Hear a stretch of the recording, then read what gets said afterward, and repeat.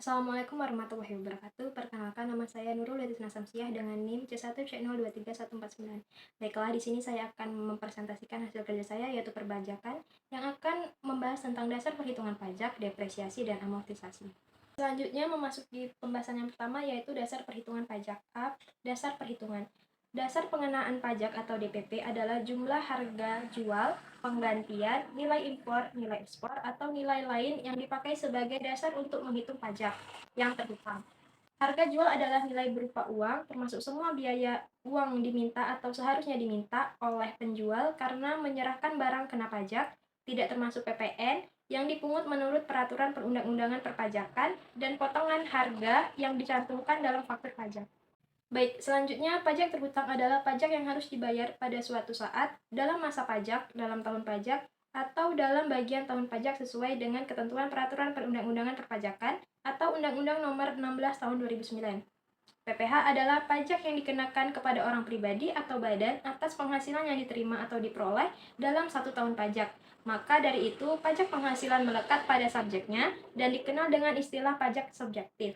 PPN adalah pajak yang dikenakan dalam setiap proses produksi maupun distribusi atau pungutan terhadap konsumsi barang kena pajak atau jasa kena pajak di dalam daerah pabean. Selanjutnya, secara garis besar, dasar pengenaan pajak untuk menghitung besar pajak yang akan dikenakan secara umum ada dua, yakni dasar pengenaan PPN dan PPh. Berikut dua jenis DPP dasar pengenaan pajak tersebut sebagai berikut. 1. Dasar pengenaan pajak penghasilan atau DPP PPh adalah 1. DPP PPh pasal 4 ayat 2, kedua DPP PPh pasal 15, ketiga DPP PPh pasal 21, keempat DPP PPh pasal 22, kelima DPP PPh pasal 23, keenam DPP PPh pasal 26.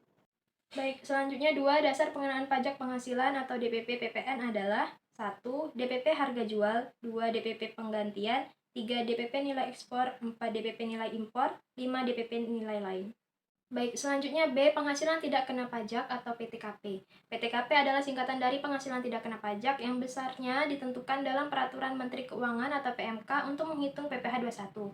Semakin besar PTKP yang ditetapkan pemerintah, maka pajak penghasilan atau PPh menjadi semakin kecil, demikian pula sebaliknya.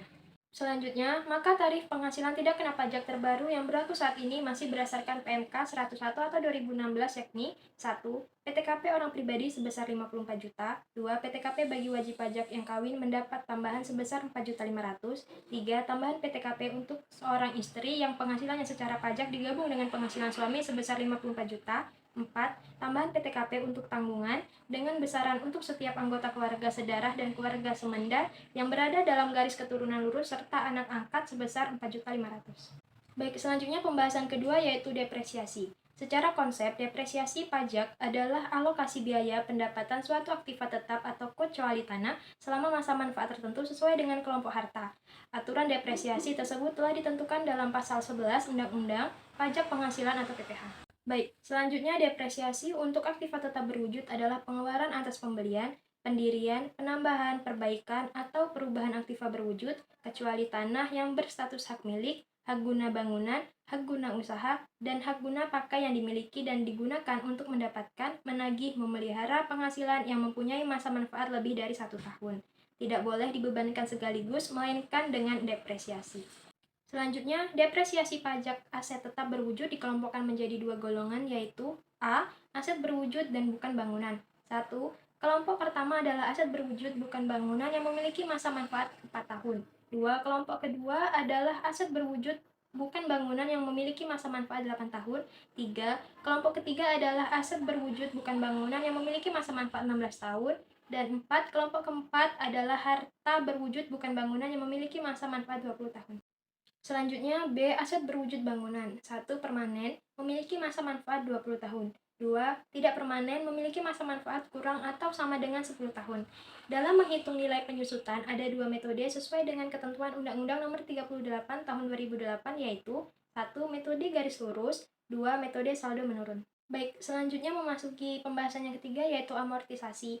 Amortisasi untuk aktiva tetap tidak berwujud adalah pengeluaran untuk memperoleh aktiva tidak berwujud dan pengeluaran lainnya termasuk biaya perpanjangan, hak guna, dan hak pakai yang mempunyai masa manfaat lebih dari 1 tahun, yang digunakan untuk mendapatkan, menagih, memelihara penghasilan, tidak boleh dibebankan sekaligus, melainkan dengan amortisasi.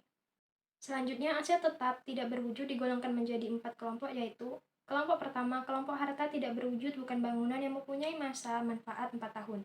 Kelompok 2, kelompok harta tidak berwujud bukan bangunan yang mempunyai masa manfaat 8 tahun. Kelompok 3, kelompok harta tidak berwujud bukan bangunan yang punya masa manfaat 16 tahun. Kelompok 4, kelompok harta tidak berwujud bukan bangunan yang punya masa manfaat 20 tahun. Selanjutnya, metode penyusutan yang diperbolehkan menurut undang-undang yaitu 1. Metode garis lurus atau straight line metode dilakukan pada bagian-bagian yang sama besar selama masa manfaat yang telah ditentukan bagi aset tersebut. Kedua, metode saldo menurun atau declining balance metode dilakukan dalam bagian-bagian yang mengalami penurunan selama masa manfaat dan dihitung dengan cara menerapkan tarif depresiasi atas nilai sisa buku.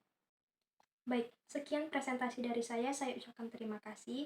Dan apabila ada kata-kata yang salah dan penulisan yang kurang tepat, saya mohon maaf. Saya akhiri. Wassalamualaikum warahmatullahi wabarakatuh.